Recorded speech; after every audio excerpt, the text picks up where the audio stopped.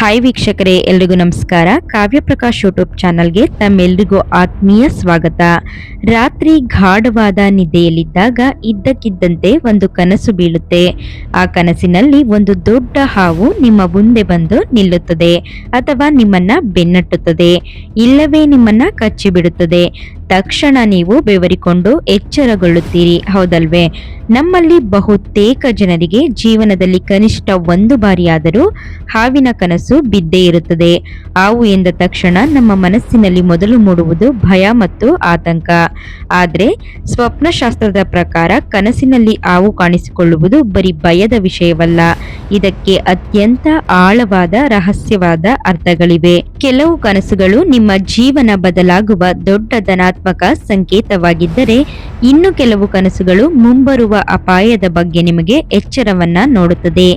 ಇವತ್ತಿನ ಈ ವಿಸ್ತಾರವಾದ ವಿಡಿಯೋದಲ್ಲಿ ಕನಸಿನಲ್ಲಿ ಹಾವು ಬಂದರೆ ಯಾವ ಸಂದರ್ಭದಲ್ಲಿ ಏನರ್ಥ, ಕಪ್ಪು ಹಾವು ಬಂದರೆ ಏನು, ಬಿಳಿ ಹಾವು ಬಂದರೆ ಏನು, ಹಾವು ಕಚ್ಚಿದರೆ ಏನಾಗುತ್ತದೆ, ಈ ಎಲ್ಲ ಪ್ರಶ್ನೆಗಳಿಗೆ ಸಂಪೂರ್ಣ ಮತ್ತು ನಿಖರವಾದ ಉತ್ತರವನ್ನ ತಿಳಿದುಕೊಳ್ಳೋಣ.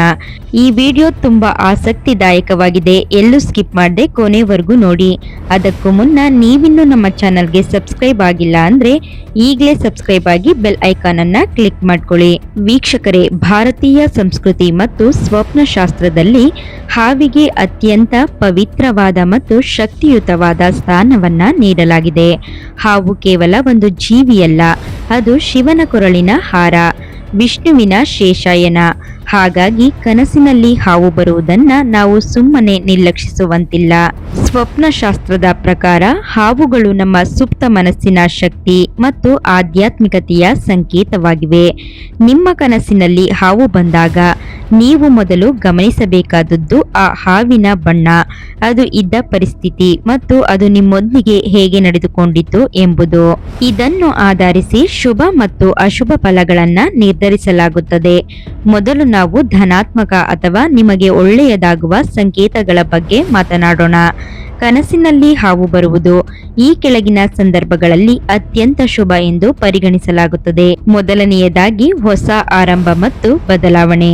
ಹಾವು ನಿಯಮಿತವಾಗಿ ತನ್ನ ಹಳೆಯ ಚರ್ಮವನ್ನ ಅಂದ್ರೆ ಕವಚವನ್ನ ಸುಲಿದು ಹೊಸ ಚರ್ಮವನ್ನ ಧರಿಸುತ್ತದೆ.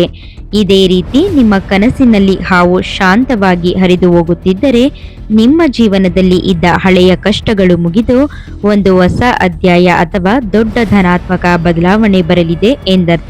ಎರಡನೆಯದಾಗಿ ಬಿಳಿ ಅಥವಾ ಬಂಗಾರದ ಬಣ್ಣದ ಹಾವು.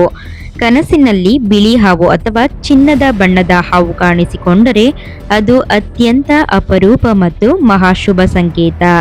ಇದರರ್ಥ ನಿಮಗೆ ಸದ್ಯದಲ್ಲೇ ಭಾರಿ ಧನ ಲಾಭವಾಗಲಿದೆ, ಪಿತೃಗಳ ಆಶೀರ್ವಾದ ಸಿಗಲಿದೆ, ಅಥವಾ ಸಮಾಜದಲ್ಲಿ ದೊಡ್ಡ ಗೌರವ ಪ್ರತಿಷ್ಠೆ ಒಲೆಯಲಿದೆ.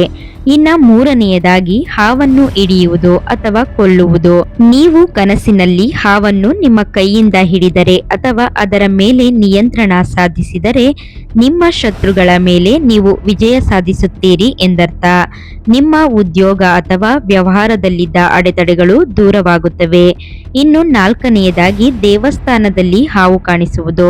ನೀವು ಯಾವುದಾದರೂ ಶಿವನ ದೇವಸ್ಥಾನದಲ್ಲಿ ಅಥವಾ ದೇವರ ವಿಗ್ರಹದ ಬಳಿ ಹಾವು ನೋಡಿದರೆ ನಿಮ್ಮ ಮನದ ಆಸೆಗಳು ಶೀಘ್ರದಲ್ಲೇ ಈಡೇರಲಿವೆ ಮತ್ತು ದೇವರ ಅನುಗ್ರಹ ನಿಮ್ಮ ಮೇಲಿದೆ ಎಂದರ್ಥ. ಇದಿಷ್ಟು ನಿಮ್ಮ ಕನಸಿನಲ್ಲಿ ಹಾವು ಕಂಡರೆ ಕಾಣಿಸಿಕೊಳ್ಳುವಂತಹ ಶುಭ ಸಂಕೇತಗಳು. ಇನ್ನು ಋಣಾತ್ಮಕ ಮತ್ತು ಎಚ್ಚರಿಕೆಯ ಸಂಕೇತಗಳು. ಮೊದಲನೆಯದಾಗಿ ಹಾವು ನಿಮ್ಮನ್ನ ಕಚ್ಚುವುದು. ಕನಸಿನಲ್ಲಿ ಹಾವು ನಿಮಗೆ ಕಚ್ಚಿ ರಕ್ತ ಬಂದರೆ ಅಥವಾ ತುಂಬಾ ನೋವಾದರೆ ನಿಮ್ಮ ನೈಜ ಜೀವನದಲ್ಲಿ ಯಾರೋ ಅತ್ಯಂತ ಆಪ್ತರು ನಮಗೆ ದ್ರೋಹ ಮಾಡಲು ಸಂಚು ಹೂಡುತ್ತಿದ್ದಾರೆ ಎಂದರ್ಥ. ಅಂತಹ ಸಮಯದಲ್ಲಿ ನೀವು ಸ್ನೇಹಿತರು ಅಥವಾ ಸಹೋದ್ಯೋಗಿಗಳನ್ನ ನಂಬುವಾಗ ಎಚ್ಚರಿಕೆಯಿಂದ ಇರಬೇಕು. ಜೊತೆಗೆ ಇದು ನಿಮ್ಮ ಆರೋಗ್ಯದಲ್ಲಿ ಏರುಪೇರಾಗುವ ಮುನ್ಸೂಚನೆಯೂ ಹೌದು. ಇನ್ನು ಎರಡನೆಯದಾಗಿ ಹಾವು ಬೆನ್ನಟ್ಟುವುದು. ಹಾವು ನಿಮ್ಮನ್ನ ಕೋಪದಿಂದ ಬೆನ್ನಟ್ಟುತ್ತಿದ್ದು ನೀವು ಪ್ರಾಣ ಭಯದಿಂದ ಓಡುತ್ತಿದ್ದರೆ ಇದರರ್ಥ ನೀವು ನಿಮ್ಮ ನೈಜ ಜೀವನದ ಸಮಸ್ಯೆಗಳಿಂದ ಓಡು ಹೋಗುತ್ತಿದ್ದೀರಿ. ಯಾವುದೋ ಒಂದು ಸತ್ಯವನ್ನ ಎದುರಿಸಲು ನಿಮ್ಮ ಮನಸ್ಸು ಸಿದ್ಧವಿಲ್ಲ ಮತ್ತು ನೀವು ಒಳಗೊಳಗೆ ತೀವ್ರ ಆತಂಕ ಅನುಭವಿಸುತ್ತಿದ್ದೀರಿ ಎಂಬುದನ್ನ ಇದು ತೋರಿಸುತ್ತದೆ. ಇನ್ನು ಮೂರನೆಯದಾಗಿ ಕಪ್ಪು ಮತ್ತು ವಿಷಪೂರಿತ ಹಾವು. ಕನಸಿನಲ್ಲಿ ಕಪ್ಪು ನಾಗರ ಹಾವು ಕೋಪದಿಂದ ಹೆಡೆ ಎತ್ತಿ ನಿಂತಿರುವುದನ್ನ ನೋಡಿದರೆ ನಿಮ್ಮ ಜೀವನದಲ್ಲಿ ಶತ್ರುಗಳ ಕಾಟ ಹೆಚ್ಚಾಗಲಿದೆ ಅಥವಾ ನೀವು ತೀವ್ರವಾದ ಮಾನಸಿಕ ಒತ್ತಡಕ್ಕೆ ಒಳಗಾಗಲಿದ್ದೀರಿ ಎಂದರ್ಥ. ಇನ್ನು ನಾಲ್ಕನೆಯದಾಗಿ ಸತ್ತ ಹಾವು ಕಾಣಿಸಿಕೊಳ್ಳುವುದು. ಕನಸಿನಲ್ಲಿ ಸತ್ತ ಹಾವು ಕಂಡರೆ ರಾಹುಕೇತು ದೋಷ ಅಥವಾ ಜಾತಕದಲ್ಲಿ ಕಾಲಸರ್ಪ ದೋಷವಿರಬಹುದು ಎಂದು ಸ್ವಪ್ನಶಾಸ್ತ್ರ ಹೇಳುತ್ತದೆ. ಇದು ನಷ್ಟದ ಸಂಕೇತವೂ ಆಗಿರಬಹುದು. ನೋಡುದ್ರಲ್ವಾ ವೀಕ್ಷಕರೇ, ಈ ರೀತಿ ನಿಮ್ಮ ಕನಸಿನಲ್ಲಿ ಹಾವು ಕಂಡರೆ ನಿಮಗೆ ಏನೆಲ್ಲ ತೊಂದರೆಗಳು ಆಗುತ್ತವೆ ಎಂದು. ಹಾಗಾದ್ರೆ ಇದಕ್ಕೆ ಪರಿಹಾರಗಳೇನನ್ನೋದನ್ನ ನೋಡೋಣ. ಒಂದು ವೇಳೆ ನಿಮಗೆ ಪದೇ ಪದೇ ಹಾವಿನ ಭಯಾನಕ ಕನಸುಗಳು ಬೀಳುತ್ತಿದ್ದರೆ ಸ್ವಪ್ನಶಾಸ್ತ್ರದಲ್ಲಿ ಕೆಲವು ಸರಳ ಪರಿಹಾರಗಳನ್ನ ಹೇಳಲಾಗಿದೆ. ಮೊದಲನೆಯದಾಗಿ ಸೋಮವಾರದ ದಿನ ಶಿವನ ದೇವಸ್ಥಾನಕ್ಕೆ ಹೋಗಿ ಶಿವಲಿಂಗಕ್ಕೆ ಜಲಾಭಿಷೇಕ ಅಥವಾ ಹಾಲಿನ ಅಭಿಷೇಕವನ್ನ ಮಾಡಿ. ಎರಡನೆಯದಾಗಿ ಓಂ ನಮಃ ಶಿವಾಯ ಮಂತ್ರವನ್ನು ದಿನಕ್ಕೆ 108 ಬಾರಿ ಜಪಿಸಿ. ಮೂರನೆಯದಾಗಿ ರಾತ್ರಿ ಮಲಗುವ ಮುನ್ನ ಕೈಕಾಲು ತೊಳೆದು ಧನಾತ್ಮಕ ಆಲೋಚನೆಗಳೊಂದಿಗೆ ಪ್ರಾರ್ಥನೆ ಮಾಡಿ ಮಲಗಿ. ಕೊನೆಯದಾಗಿ ಹೇಳ್ಬೇಕಂದ್ರೆ, ಕನಸುಗಳು ನಮಗೆ ಎಚ್ಚರಿಕೆ ನೀಡುವ ಕನ್ನಡಿಗಳಿದ್ದಂತೆ. ಒಳ್ಳೆಯ ಕನಸಾಗಿದ್ದರೆ ಉತ್ಸಾಹದಿಂದ ಮುನ್ನಡೆಯಿರಿ.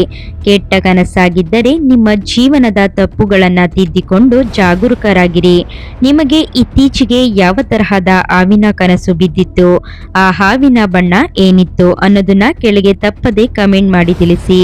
ಈ ವಿಡಿಯೋ ನಿಮಗೆ ಇಷ್ಟವಾಗಿದ್ರೆ ದಯವಿಟ್ಟು ಒಂದು ಲೈಕ್ ಮಾಡಿ, ನಿಮ್ಮ ಕುಟುಂಬದವರು ಮತ್ತು ಸ್ನೇಹಿತರೊಂದಿಗೆ ಶೇರ್ ಮಾಡಿ.